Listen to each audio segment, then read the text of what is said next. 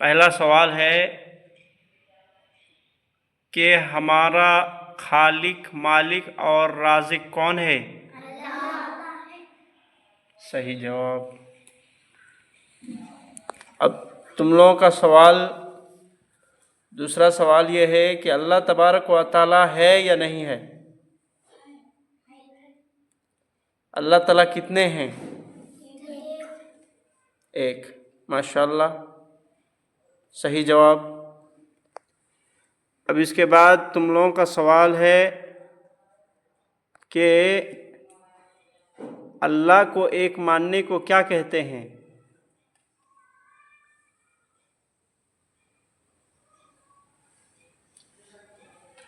एक अल्लाह को मानने को क्या कहते हैं?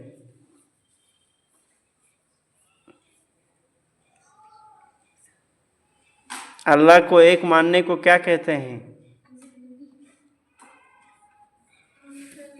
तुम लोग जवाब दो। तौहीद कहते हैं। वेरी गुड, माशाअल्लाह।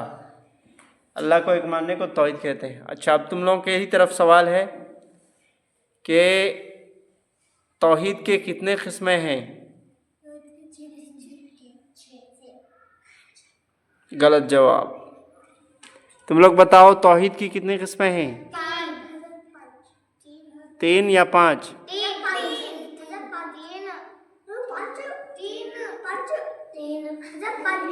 पहले डिसाइड करो, उसके बाद बताओ।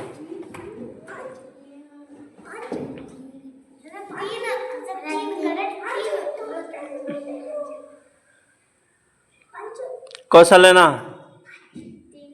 3। चलो ठीक है, सही जवाब है 3। ठीक है। अब इसके बाद तुम लोग का सवाल उनका ही सवाल है। सवाल तुम लोगों की तरफ है। सवाल ये है कि ये नदी, ये समंदर, ये पहाड़, ये दुनिया, ये कायनात, ये आसमान, ये ज़मीन किसने बनाया? अल्लाह ने बनाया। अब तुम लोगों की तरफ सवाल है कि क्या अल्लाह के अलावा दरगाहों, कब्रों, मज़ारों और सूरज, चाँद, सितारों और इसी तरीक़े से शजर व हजर की पूजा करना चाहिए या सिर्फ़ अल्लाह की इबादत करनी चाहिए? किसकी इबादत? माशाअल्लाह, वेरी गुड। अल्लाह के अलावा किसी की इबादत नहीं करना चाहिए। अब तुम लोगों की तरफ सवाल है कि अल्लाह तबारक व तआला कहाँ है?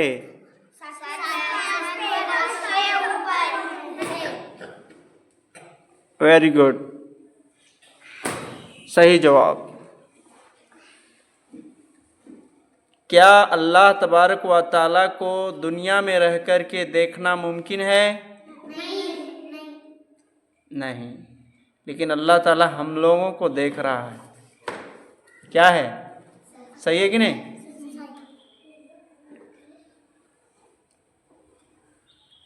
अल्लाह से बड़ा ताकतवर कोई है? सबसे बड़ा ताकतवर कौन है? अल्लाह। माशाअल्लाह, बारकल्लाह। अल्लाह ताला ने अपनी इबादत के लिए कितने वक्त हमारे ऊपर फ़र्ज़ किया है? कौन कौन से वक्त है?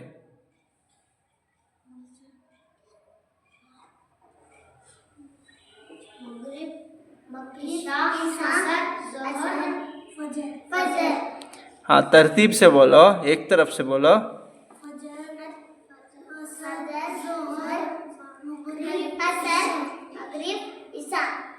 चलो ठीक है, जवाब सही है, लेकिन तरतीब अब भी नहीं है। सही है ना? तरतीब क्या होना चाहिए? फजर, जोहर, असर, मगरिब, इशा। हाँ, ये 5 वक्त हम सबको किसकी इबादत करनी है? अल्लाह की। अल्लाह तबारक व तआला ने नमाज को आसमान में फ़र्ज़ किया या ज़मीन में फ़र्ज़ किया?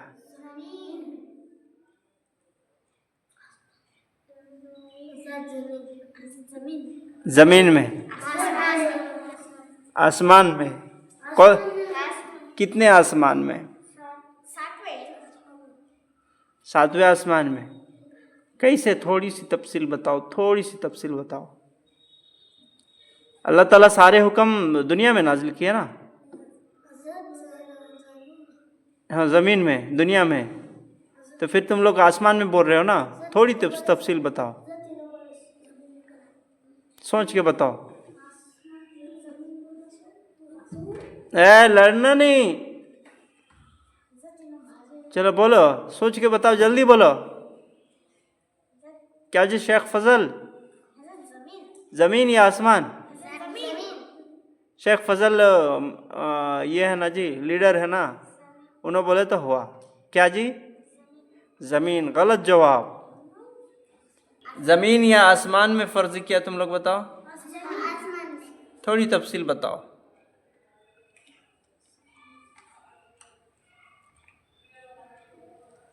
इसका मतलब हवाई फायरिंग है। सही तरीके से तुम्हें भी नहीं मालूम, उनको भी नहीं मालूम। क्या जी? हमारे नबी को बुलाए नहीं थे आसमान में, और 5 नमाज का तोहफा दिए थे ना? आए? तो फिर वो जवाब ना जी, आसमान में, और अल्लाह ताला ने वो तोहफे में दिया। सही है ना? चलो, तुम लोगों को सवाल अब होता है कि हमें अल्लाह की इबादत कैसी करनी चाहिए?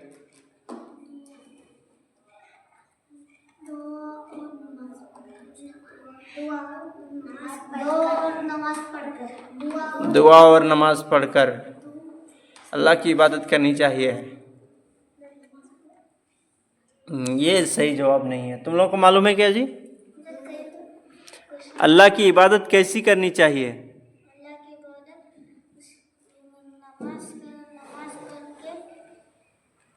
तुम लोग भी सही नहीं हो, तुम्हारा जवाब भी सही नहीं है।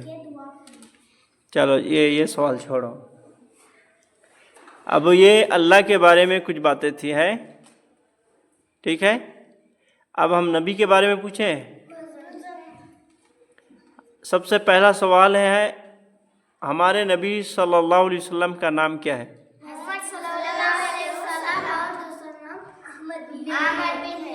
अहमद भी है। चलो, सही जवाब। तुम लोग बताओ जी, हमारे नबी सल्लल्लाहु अलैहि वसल्लम कहाँ पैदा हुए हैं?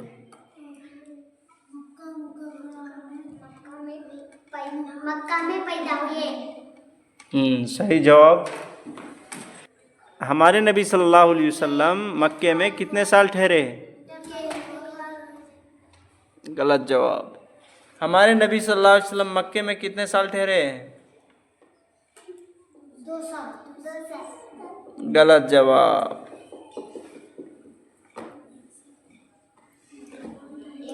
1 साल। गलत जवाब। 5 साल। अच्छा, ये बताओ, हमारे नबी सल्लल्लाहु अलैहि वसल्लम मदीने में कितने साल ठहरे? 8। गलत जवाब। हमारे नबी सल्लल्लाहु अलैहि वसल्लम मदीने में कितने साल ठहरे? 9। गलत जवाब। देखो, हमारे नबी सल्लल्लाहु अलैहि वसल्लम मक्के में, एक तो ये है कि नबूवत मिलने से पहले 40 साल तक ठहरे, ठीक है ना, और नबूवत मिलने के बाद 13 साल तक हमारे नबी सल्लल्लाहु अलैहि वसल्लम मक्के में रहे, ठीक है। तो पूरे में कितने हुए? 53 हुआ। क्या जी? 53 हुआ कि नहीं हुआ? और फिर जब मदीना पहुँचे तो हमारे नबी सल्लल्लाहु अलैहि वसल्लम मदीने में 10 साल रहे, ठीक है। ये सही जवाब है। अब ये बताओ, हमारे नबी सल्लल्लाहु अलैहि वसल्लम की अम्मी और अब्बा का नाम? पापा का नाम अब्दुल्लाह है और अम्मी का नाम आमिना है। सही जवाब। तुम लोग बताओ, हमारे नबी सल्लल्लाहु अलैहि वसल्लम के दादा और दादी का नाम?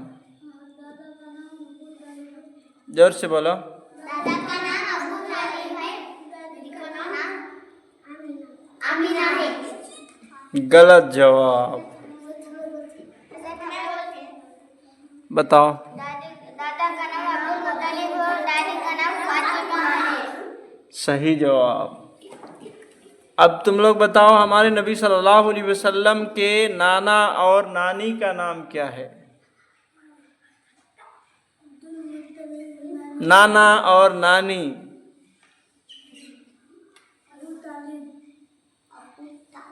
गलत जवाब।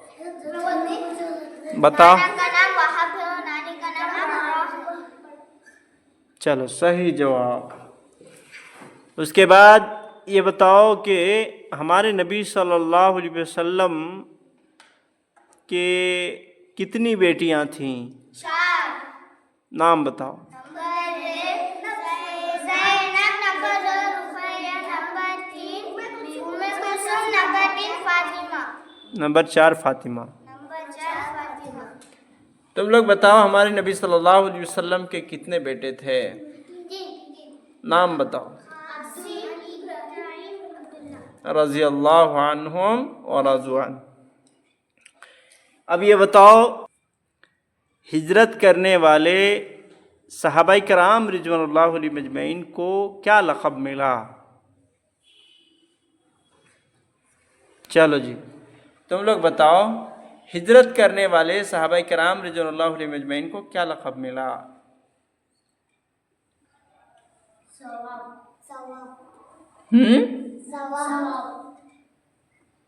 कहाँ से लाए जी तुम लोग? नानी घर से लाए क्या?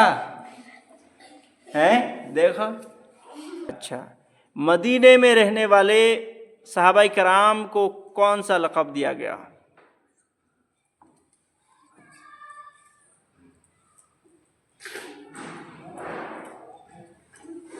मदीने में रहने वाले सहाबाए कराम रिज़वानुल्लाहि अलैहिम अजमईन को कौन सा लक़ब दिया गया? बताओ जी। हिजरत करने वाले सहाबाए कराम रिज़वानुल्लाहि अलैहिम अजमईन का लक़ब मुहाजिर का मिला और मदीने के मुसलमानों को अंसार का लक़ब मिला। ठीक है, क्योंकि मक्के से हिजरत करके जो मुसलमान मदीना पहुँचे थे, तो उसी हिजरत की वजह से उनको मुहाजिर का लक़ब दिया गया। और उन सहाबाए कराम रिज़वानुल्लाहि अलैहिम अजमईन की मदद करने वाले मदीने में रहने वाले जितने सहाबाए कराम थे, और उनकी बढ़ चढ़ करके मदद की, एक भाई की तरह से मदद की, माल में, जायदाद में, और इसी तरीके से खाने पीने और रहने सहने और दीगर अखराजात में जिस तरीके से उन्होंने मदद की, उसी मदद करने की वजह से उनका लक़ब अंसार पड़ा। ठीक है, मुहाजिर का माना है हिजरत करने वाले और अंसार का माना है मदद करने वाले। सही है। चलो, यहीं से ख़त्म करते हैं। सुब्हानका अल्लाहुम्मा व बिहम्दिका अशहदु अल्ला इलाहा इल्ला अंता अस्तगफिरुका व अतूबु इलैक।